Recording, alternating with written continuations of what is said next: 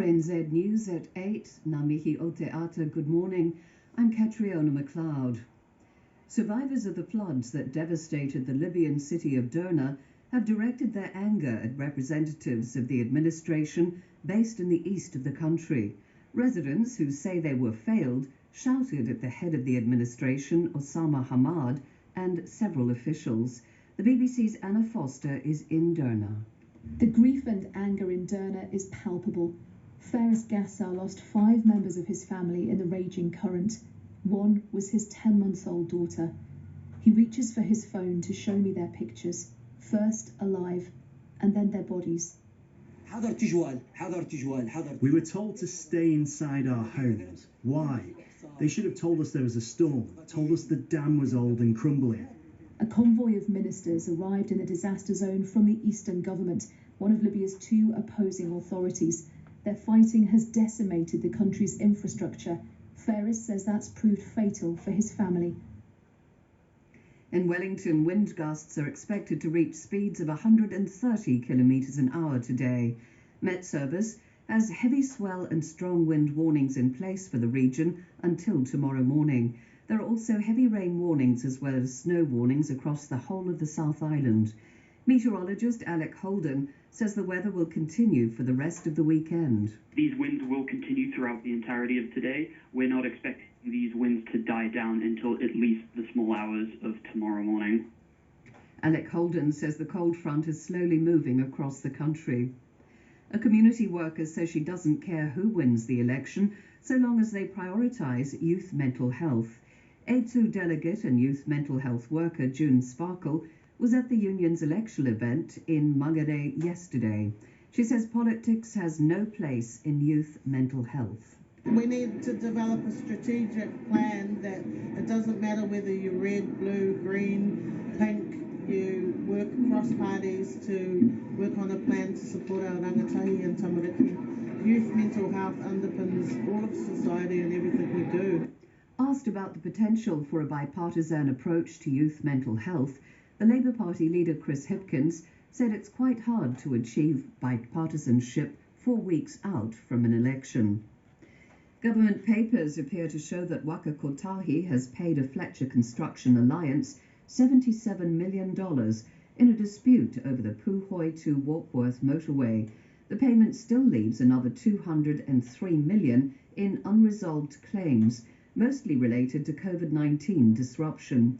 Phil Pennington has the details. The claims are mostly COVID related and come on top of the $1 billion upfront cost of the road north of Auckland that opened in June. Last year, the government said the claim was for $280 million. The pre-election fiscal update this week gives a revised figure of $203 million.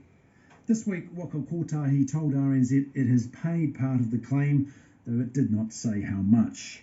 It says the remainder will be tested in a binding dispute process. 2 previous settlement payouts have totaled $165 million. Several British media organisations are reporting that comedian Russell Brand has been accused of rape, sexual assault and emotional abuse over a 7-year period at the height of his fame. The BBC's Helena Wilkinson has more details. The joint investigation claims that 4 women have alleged sexual assaults between 2006 and 2013 against Russell Brand. One has alleged he raped her. During that time, he was a presenter for BBC Radio 2 and Channel 4 and acting in Hollywood films. The Sunday Times has also reported that others have made a range of allegations about his controlling, abusive and predatory behaviour. In a video released overnight, Russell Brand denied what he called the serious criminal allegations he said would be made against him. He said his relationships were always consensual. An 18-year-old has died after a fleeing driver event in Waimakariri in North Canterbury. Police were called to a report of illegal street racing activity in the Fernside area just before 5 this morning. Officers followed one of the vehicles but pulled out, and it was later found crashed into the side of a house on Mackayver Place in Rangiora a short time later. A female died at the scene, 2 others were uninjured, and is speaking to police, and an 18-year-old male has been arrested. The world's biggest beer festival, Oktoberfest, is underway in the German city of Munich. Around 6 million people from across the globe are expected to attend. The Premier of Bavaria, Mark Soder, was among those at the opening. Today is just a great day for the whole of Bavaria and Germany. We are the calling card for Joie de Vivre. Nowhere else in Germany, maybe even the whole world, is there a party like this one. That's why we get so many visitors from all over the place to come here, which we are happy about. Organisers hope this year's attendance will be back to pre-pandemic levels. And that's the news.